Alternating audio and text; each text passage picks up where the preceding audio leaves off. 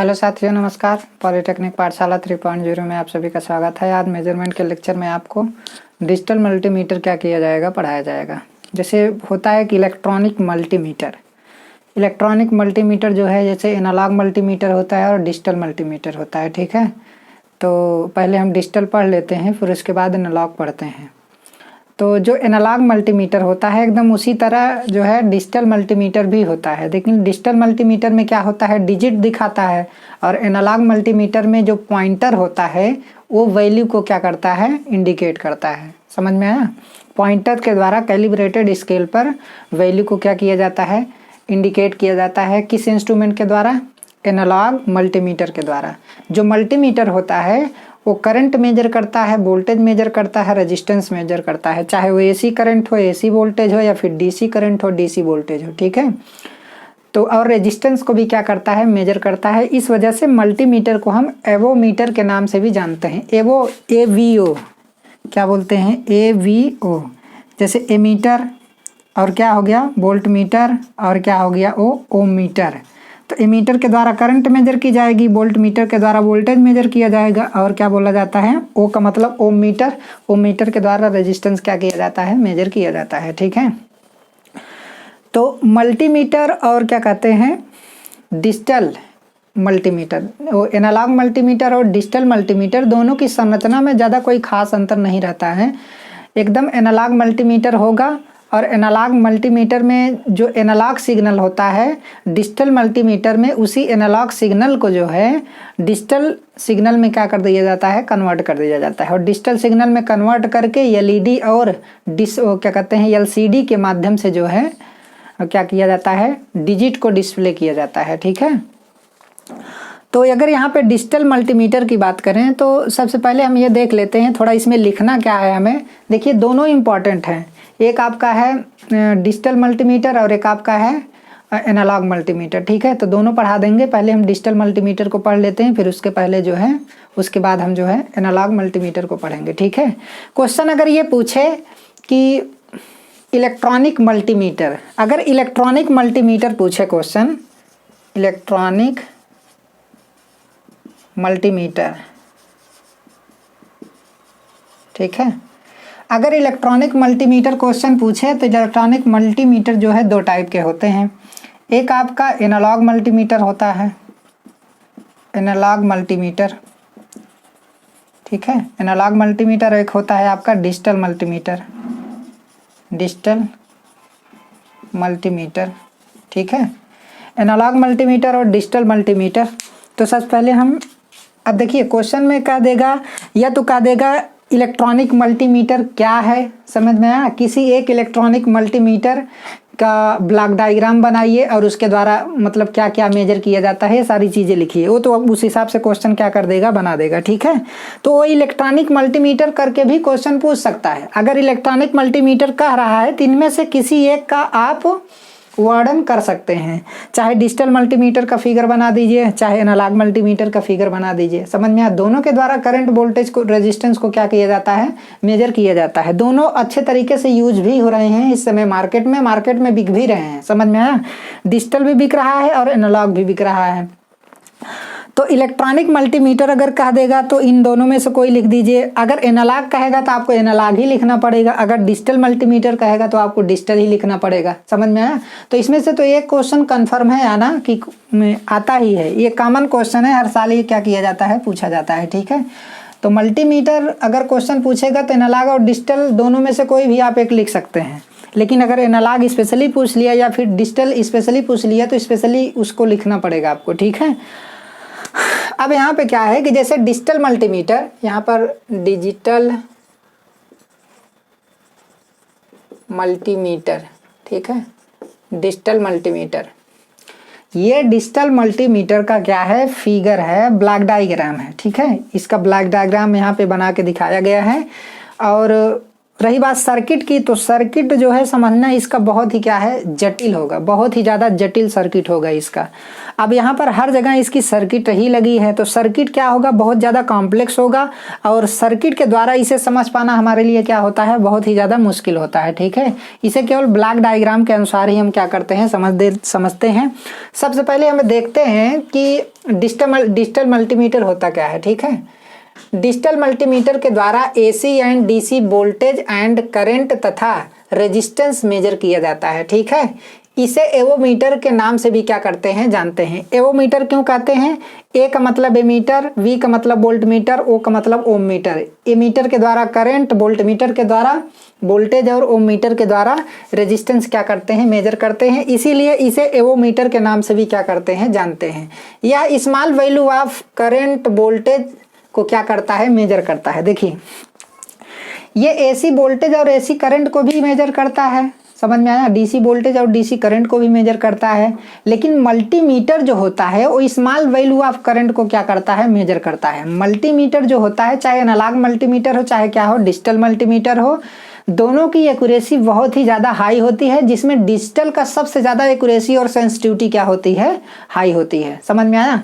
अब यहाँ पर जो मल्टीमीटर यूज किया जा रहा है उसका इनपुट इम्पीडेंस वेरी हाई होता है, इसलिए यहाँ पर लोडिंग इफेक्ट का कोई प्रभाव ही नहीं पड़ता है, मतलब लोडिंग इफेक्ट होता ही नहीं, क्योंकि इनपुट इम्पीडेंस क्या होता है, इसका बहुत हाई होता है। ठीक है, अब यहाँ पे क्या है कि यह स्मॉल वैल्यू ऑफ करंट और वोल्टेज को क्या करता है, मेजर करता है। इसका आउटपुट डिजिटल फॉर्म में होता है। इसका आउटपुट किसके फॉर्म में होता है, डिजिटल फॉर्म में होता है।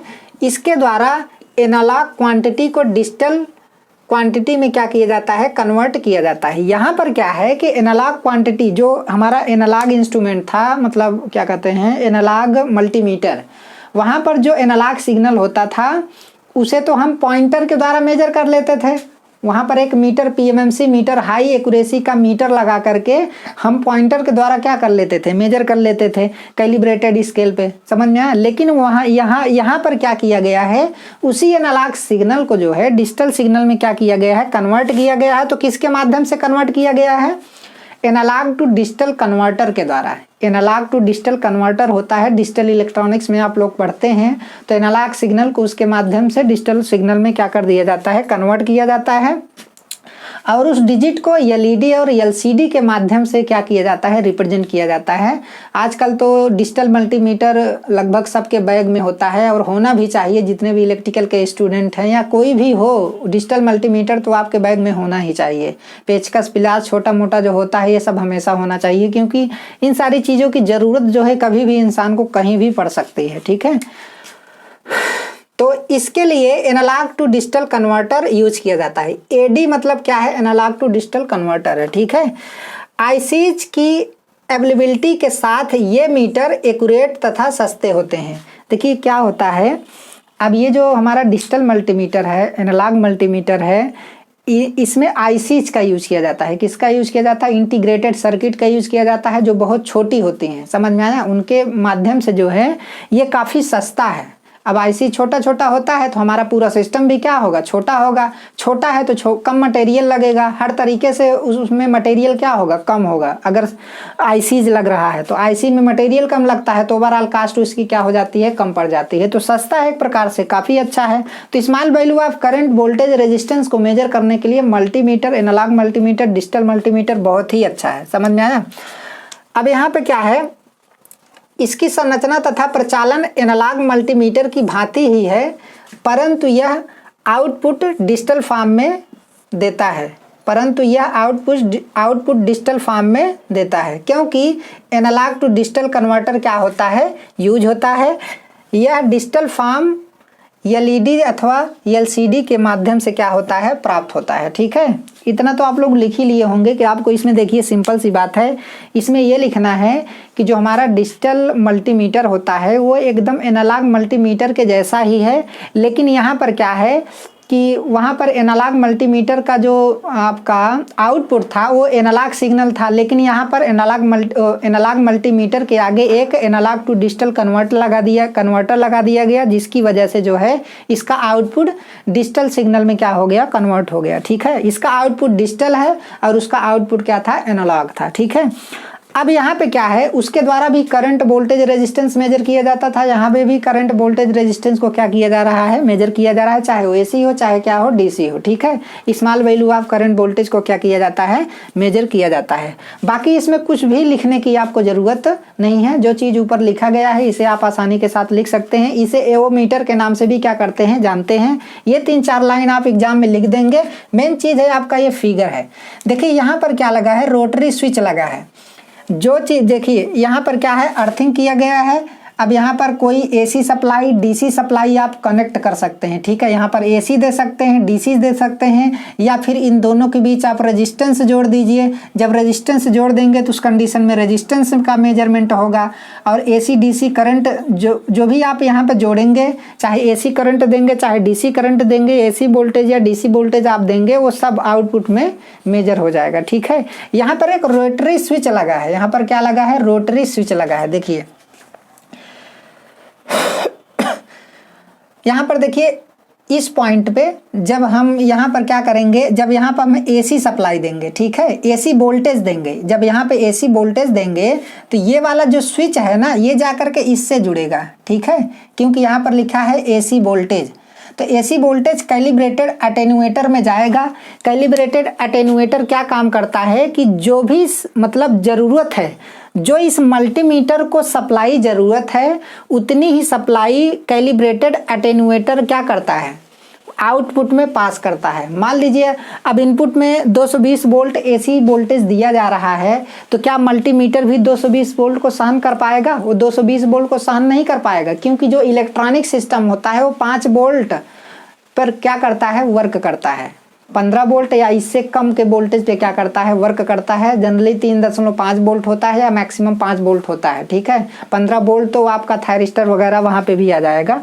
थायरिस्टर वगैरह तो हाई वोल्टेज पे भी काम करते हैं, लेकिन यहाँ पर पहले देखिए कि जो इलेक्ट्रॉनिक मल्टीमीटर होता है हमारा, वो बहुत कम ही वोल्टेज पे क्या होता है, ऑपरेट होता है। तो अटेन्यूएटर इस वोल्टेज को कम वोल्टेज में कन्वर्ट करके किसको दे देगा, रेक्टिफायर को दे देगा। समझ में आया? तो यहाँ से आपका एसी वोल्टेज मेजर हो जाएगा। अगर एसी करंट मेजर करना है, अगर एसी करंट आपको क्या करना है, मेजर करना है, तो आप यहाँ पे इस स्विच को कहाँ पे कनेक्ट कर देंगे, यहाँ पे, और यहाँ पे आप क्या देंगे, एसी करंट देंगे। जब एसी करंट देंगे तो यहाँ पर करंट के केस में एक शंट यूज किया जाता है। क्या यूज किया जाता है, शंट।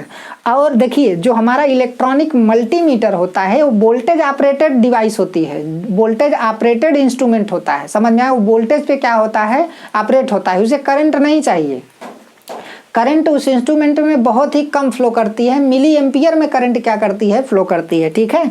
अब यहाँ पे क्या है कि ये जो शंट लगा है ना, तो यहाँ पर क्या दिया गया है, सप्लाई एसी करंट दिया गया है। तो करंट यहाँ पे क्या है, यहाँ पर एक क्या है, कन्वर्टर लगा है, जिसे शंट के नाम से जानते हैं। ये शंट करंट को किस में कन्वर्ट कर देता है, वोल्टेज में कन्वर्ट कर देता है। समझ में आया? ये जो शंट होता है हमारा, ये करंट को वोल्टेज में कन्वर्ट कर देता है। तो यहाँ पर क्या मिलेगा, आपका वोल्टेज मिलेगा। तो वोल्टेज का रेक्टिफिकेशन होकर के output analogue to digital converter को चला जाएगा। समझ में आया? अब यहाँ पे क्या है, अगर आप क्या देना चाहते हैं, यहाँ पर डीसी करंट देना चाहते हैं, तो हमें पता है कि हमें वोल्टेज में क्या करना है, कन्वर्ट करना है। चाहे एनालॉग मल्टीमीटर हो चाहे डिजिटल मल्टीमीटर हो, वोल्टेज ऑपरेटेड डिवाइस होती है, ठीक है, इंस्ट्रूमेंट होता है। अब यहाँ पर अगर हम डीसी करंट देंगे तो उस कंडीशन में क्या होगा, इस स्विच को आप कहाँ पर लाएंगे, यहाँ पर लाएंगे। जब इस स्विच को आप यहाँ पर लाएंगे तो उस कंडीशन में ये डीसी करंट, यहाँ पर डीसी करंट, यहाँ पर आई लिखा है, इसका मतलब क्या है, आई है, ठीक है। तो अब ये करंट है, तो करंट को किस में कन्वर्ट किया जाएगा, शंट के माध्यम से। यहाँ पर भी एक शंट यूज हो रहा है, ठीक है। जहाँ पर जब इनपुट में करंट देंगे ना, तो उसे वोल्टेज में कन्वर्ट करने के लिए हम शंट का यूज करेंगे। तो शंट जब यूज कर लेंगे तो वो करंट किस में कन्वर्ट हो जाएगी, वोल्टेज में कन्वर्ट हो जाएगी। अब शंट के सर्किट में क्या होता है, ये चीज़ जानने की जरूरत आपको नहीं है, बस यहाँ पर ये जानना है, इस पॉइंट को जानना है, ठीक है। यहाँ पर करंट को वोल्टेज में कन्वर्ट किसके माध्यम से किया जाएगा, शंट के माध्यम से किया जाएगा जब डीसी करंट देंगे। तब ये यहाँ पर देखिए, जब डीसी दिया ही जा रहा है तो यहाँ पर रेक्टिफायर लगाने की हमें ज़रूरत नहीं है। समझ में आया?